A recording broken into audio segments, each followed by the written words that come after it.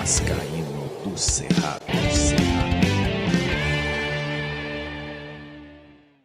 Terminou agora há pouco o empate no Maracanã entre Vasco e Palmeiras, 2-2, depois do Vasco ter saído na frente, abrindo uma vantagem de 2-0, como fez lá no mesma coisa que aconteceu no Mineirão, né? Vamos falar aqui nesse pós-jogo a respeito dessa partida. Claro, tem muita gente que vai achar que eu vou vir aqui puto, porque eu sou um cara muito crítico, chato pra caramba, mas eu não vou. Muito pelo contrário, para mim, eu vi um jogão, né? Acho que tem muita coisa positiva para falar desse jogo, apesar de que o sentimento era de que dava para vencer, né? Principalmente depois de ter aberto 2 gols de vantagem, né? O Vasco que entrou ligado no jogo mais uma vez, conseguiu abrir o placar com um gol do Pedro Raul, uma jogada de linha de fundo do Alex Teixeira, de uma bola enfiada do Jair.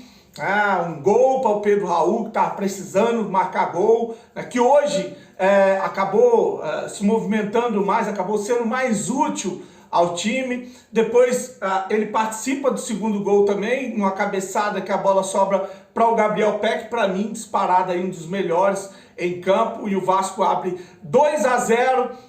Aí veio a síndrome do time pequeno, né? A síndrome que eu falei que aconteceu, a mesma coisa com o Galo, né? E não é todo dia que vai ser dia santo, né? O time que dá a bola para o adversário jogar, o adversário com mais qualidade, com mais jogadores com poder decisivo, né? Que é o que falta para o Vasco, né? Aí os caras foram lá e conseguiram fazer o gol no final do segundo tempo.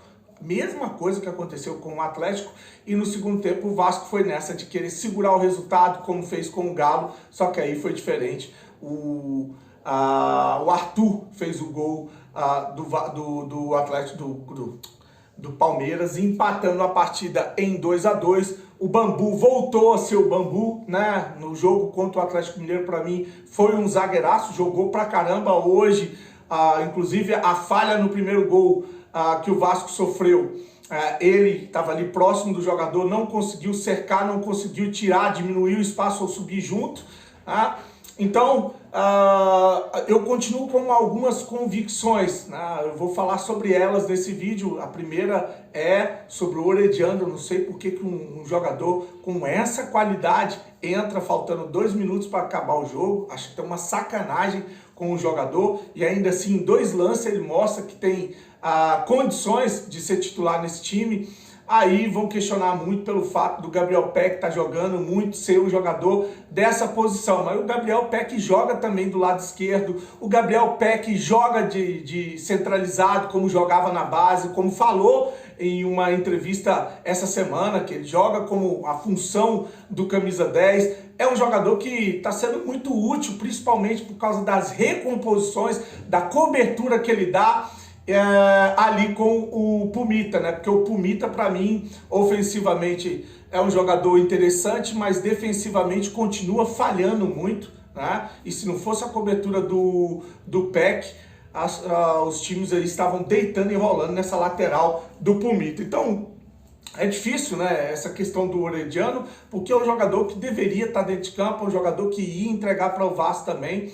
Mas no contexto geral, acho que o Vasco, depois de ter tomado o gol do empate, depois de ter tentado jogar da maneira que jogou contra o Atlético Mineiro, e com umas mudanças, a entrada do Galaza, a entrada do Figueiredo, hoje o Vasco conseguiu ser melhor do que com a vitória em cima do Atlético Mineiro. Teve outras oportunidades, né? Então, por isso, mesmo com um empate, né, frustrante, depois de estar vencendo por 2-0, eu não posso chegar aqui e chutar o balde, xingar, reclamar, fazer vídeo revoltado. Não, eu tenho que respeitar. Acho que a gente não pode ser resultadista. Eu não posso olhar só para o placar. Mesmo que o Vasco tivesse tomado o gol da virada, não foi o caso. O Vasco empatou e teve chance de vencer, inclusive jogando até o finalzinho do segundo tempo, ofensivamente, contra o que eu falei aqui no pré-jogo, um dos melhores, ou para mim o melhor time hoje que joga no Brasil ou no futebol sul-americano, que tem um elenco mais forte. É claro, tem algumas baixas, como é o caso do Rony, que está machucado, o Veiga está machucado, o Marco Rocha foi poupado. Mesmo assim, questão de elenco, é o melhor elenco que tem hoje atualmente no Brasil, né? Então o Vasco joga de igual para igual contra um grande candidato ao título, não só o título de Campeonato Brasileiro, mas o título da Copa do Brasil, o título da Libertadores.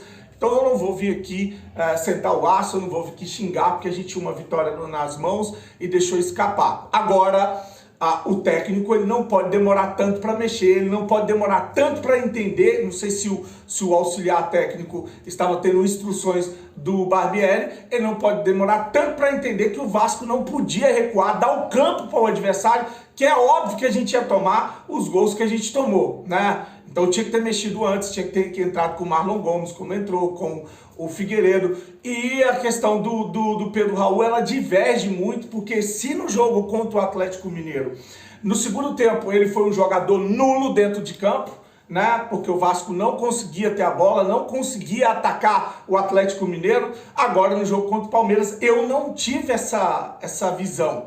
Eu não tive esse entendimento. Acho que ele foi útil, né? É claro que ele serve ou funciona mais dentro da área, mas ele prende os jogadores do time adversário, ele chama a marcação, ele participa do jogo. E com o Vasco atacando, eu acho que foi interessante manter o Pedro Raul. Claro que vai ter muita gente que acha que não, devia ter tirado, mas para botar quem? Para botar quem? Para botar o tal do Juan, né? Juan o quê? Juan Cruz.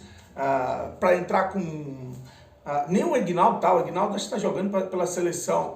Então a gente não tem reservas para o Pedro Raul, né? A gente não tem reservas para o Pedro Raul, um reserva à altura para o Pedro Raul. Eu achei que no primeiro jogo contra o Atlético deveria ter saído porque a bola não chegava, e colocado jogadores de velocidade para fazer esse arranque, essa puxada, esse escape, esse contra-ataque, essa jogada de contra-ataque. Mas hoje não, hoje eu achei que a bola chegou, hoje a gente teve a oportunidade, ele participou muito das jogadas de ataque. Então, na minha opinião, eu não vou vir aqui sentar o sarrafo no Pedro Raul, não só pelo fato de ele ter feito o gol e ter participado do segundo gol, não. Acho que ele foi interessante no jogo inteiro, como um todo, né? E o Vasco poderia ter saído com uma melhor sorte, com uma vitória, mas não um empate, como eu falei, contra os melhores times hoje. Na atualidade, a gente com uma vitória e um empate. E tem um problema, né? Eu tinha falado aqui sobre a questão dos cartões. O Vasco é um dos times que mais está tomando cartão amarelo, já vai ter muito jogador pendurado. Se eu não me engano, foram 5 gols, ou 5 cartões que a gente tomou contra o Atlético. E por aí também, uns 5 cartões que a gente tomou hoje contra o Palmeiras. Já no jogo contra o Bahia, se não frear, nós vamos ter um monte de jogador suspenso para a partida contra o Fluminense. É uma mudança na regra, né? Eu acompanhei hoje o Inter em cima do Urubu e o juiz que apitou, né, o canalha que apitou a partida entre Internacional e Flamengo, não deu cartão para o time do Flamengo em momento algum. Teve puxão, teve agarrão, teve matada de jogada, teve um monte de coisa absurda e o juiz sequer tirou um cartão do bolso para dar para o Flamengo. Agora, para o Vasco, eles distribuem cartão à vontade. E se não tiver alguém para orientar esses jogadores, nós vamos ter sérios problemas com os jogadores pendurados para o resto da competição. Um time ali para competir a gente tem. Agora, um elenco para poder aguentar baixas, eu acho que não. Eu acho, não, tenho certeza que não. Mas de uma maneira geral, um jogo que me agradou, embora a gente não tenha conseguido a vitória. Essa é a minha opinião, sem muita crítica, sem muito palavrão, sem muita revolta. Um jogo, para mim, de igual para igual, quanto um dos grandes aí do futebol brasileiro. Deixe seu comentário, curte o vídeo, compartilha. Desejar um resto de domingo abençoado. Agora é contra o Bahia na outra segunda-feira. Tem uma semana inteira para treinar. Fique com Deus e saudações vascaínas.